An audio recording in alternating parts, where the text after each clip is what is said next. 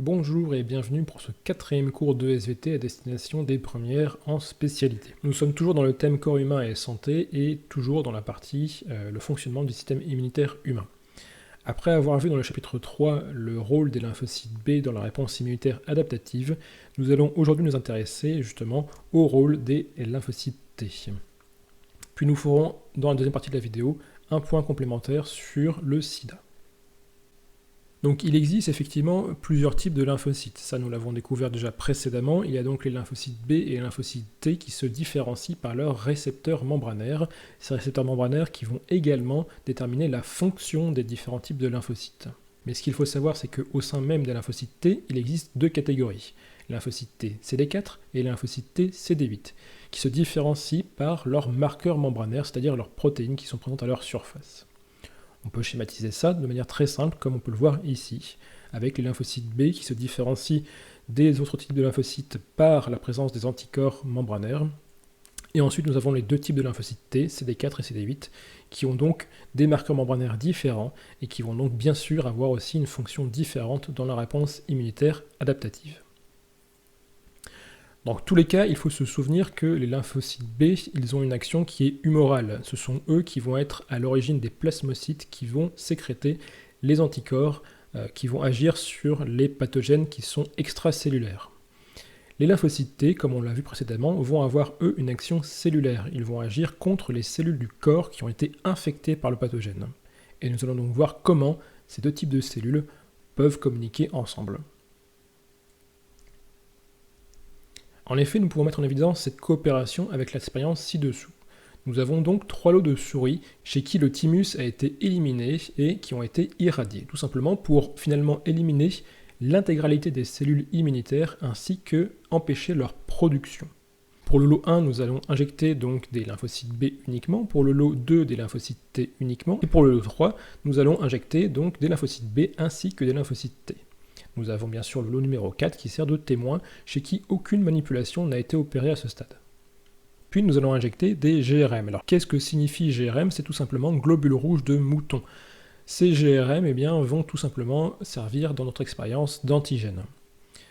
On injecte donc ces GRM aux 4 lots de souris et on regarde une semaine plus tard s'il y a la présence d'anticorps anti-GRM dans le sang de la souris. On remarque pour le lot 1 et 2 une absence totale d'anticorps anti-GRM. Alors ça peut paraître logique pour le lot 2 puisque nous avons ici injecté des lymphocytes T. Or nous savons que les lymphocytes T ne vont pas sécréter d'anticorps. Par contre, ce qui est plus surprenant, c'est que malgré la présence de lymphocytes B pour les souris du lot 1, il n'y a pas non plus de sécrétion d'anticorps anti-GRM. Par contre, justement, pour les souris du lot 3 et du lot 4, nous remarquons la présence d'anticorps anti-GRM. Et les souris du lot 3 ont reçu quoi? Justement des lymphocytes B et des lymphocytes T combinés.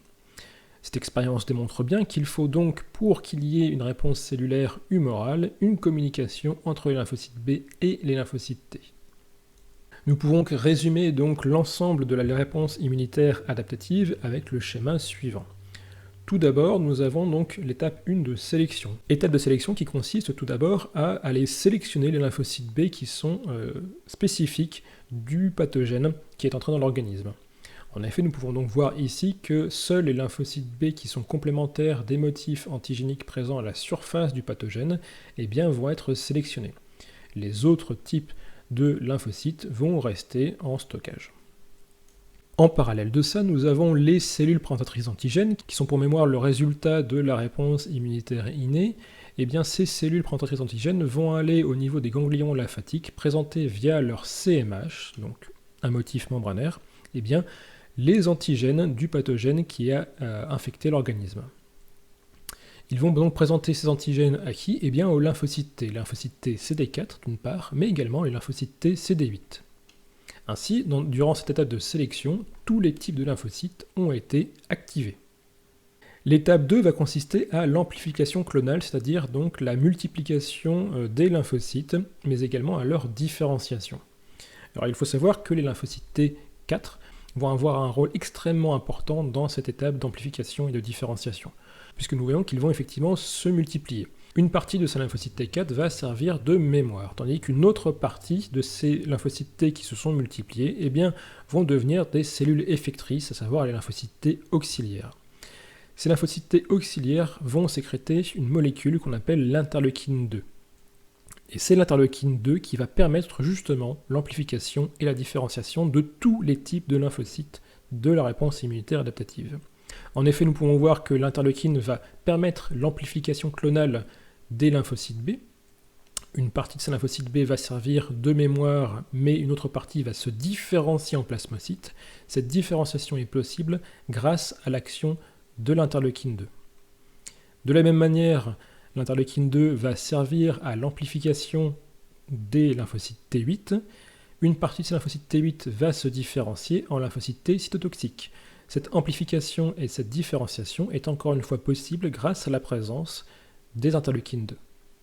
Et même au-delà de ça, les lymphocytes T auxiliaires vont eux-mêmes provoquer leur propre amplification et leur propre différenciation, puisque effectivement l'interleukine va également agir sur leur multiplication et leur différenciation en lymphocytes T auxiliaires.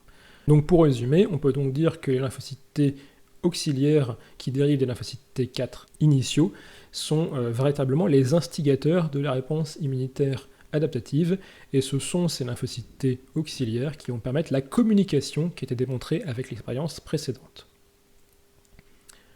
Puisqu'en effet, une fois qu'il y a eu cette étape de différenciation, nous avons donc l'étape 3, la phase effectrice. Donc d'une part, nous avons les plasmocytes qui ont été différenciés à partir des lymphocytes B qui vont sécréter donc les anticorps, c'est leur rôle, et ces anticorps vont donc aller se fixer au pathogène et former donc un complexe humain. En parallèle de ça, le lymphocyte T cytotoxique qui a été formé à partir des lymphocytes T8 eh bien, va aller se fixer au niveau des cellules infectées qui présentent également à leur surface via leur CMH les antigènes des pathogènes présents dans la cellule. Après cette phase effectrice, nous avons la quatrième phase qui est la phase finale, la phase de d'élimination du pathogène.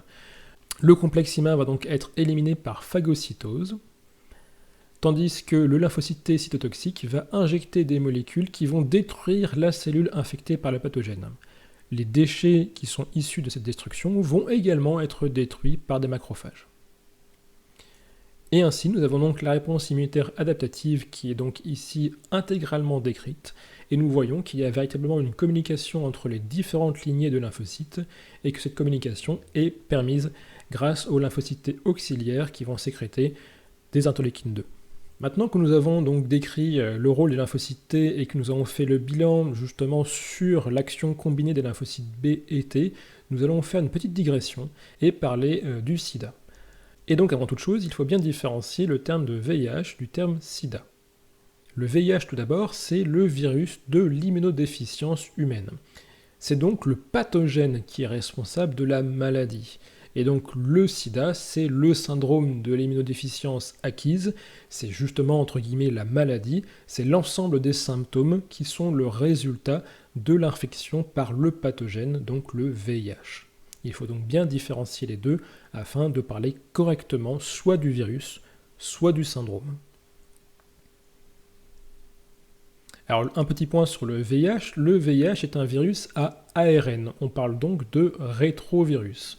C'est un virus qui va aller infecter les cellules du système immunitaire, les lymphocytes T4. Et comme on l'a vu, les lymphocytes T4 sont excessivement importants pour la mise en place de la réponse immunitaire adaptative.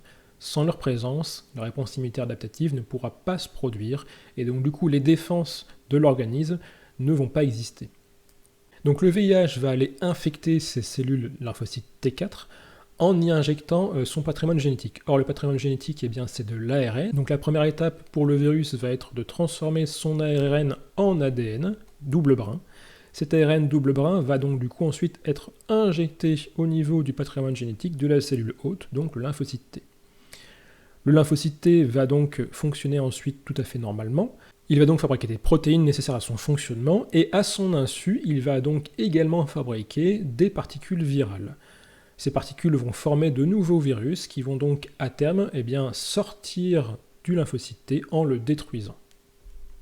C'est ce que nous voyons ici, l'extraction donc du virus du lymphocyte T4. Donc il faut savoir que le sida est une maladie qui touche encore énormément de personnes, puisque nous voyons qu'en France, rien qu'en 2016, il y a encore plus de 6000 cas de personnes qui ont été diagnostiquées comme étant séropositives. Donc c'est encore une pandémie dont les conséquences sont excessivement néfastes pour la population mondiale, d'où l'intérêt encore de s'en protéger, mais également de connaître les modes de transmission de cette maladie. Donc effectivement, le virus du sida se transmet par majoritairement le sang, notamment lors des rapports sexuels donc non protégés, bien sûr lors des transferts sanguins, d'où l'intérêt d'aller se diagnostiquer avant de donner son sang. Il peut également se transmettre de la mère à l'enfant ou avec des outils médicaux qui n'ont pas été désinfectés suffisamment. Donc ça, ce sont les causes principales du transfert du VIH d'une personne à une autre. Mais il faut bien avoir en tête également les choses qui ne transmettent pas le VIH. À savoir qu'une simple poignée de main, un contact physique avec une personne séropositive, ne transmettra pas le sida.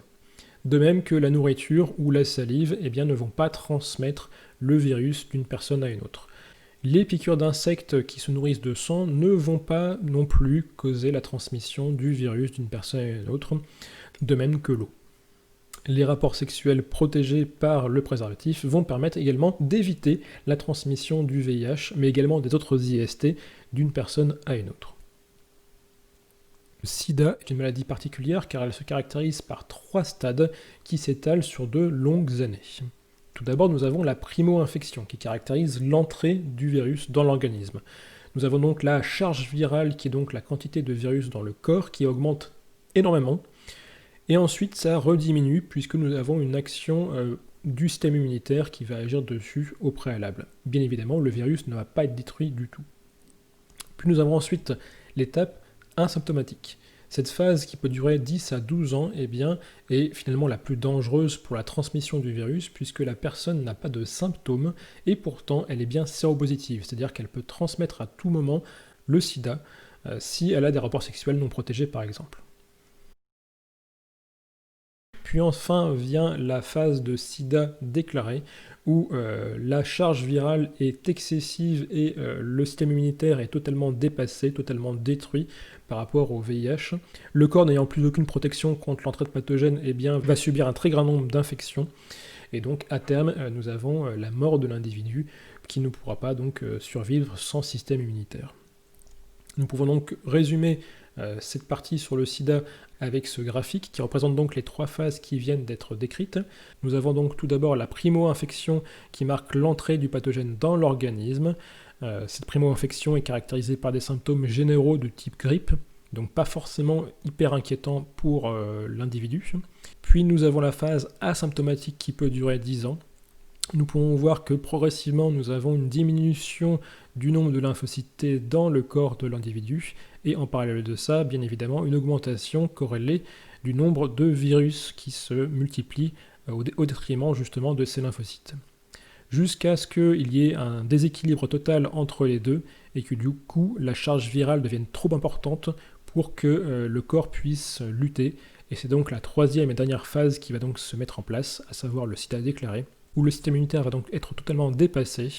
Les maladies opportunistes vont pouvoir profiter de cette diminution de la capacité du système immunitaire pour justement rentrer dans l'organisme et s'y répandre. Et donc à terme, au bout de quelques années seulement, la personne va malheureusement décéder. Pour conclure, il faut bien avoir en tête qu'il n'existe actuellement aucun vaccin préventif ni aucun traitement qui permette de guérir contre le sida. Il existe juste des traitements qui permettent de soulager les personnes et de rallonger de quelques années leur durée de vie, mais malheureusement, le sida reste encore à l'heure actuelle, en 2021, une maladie mortelle.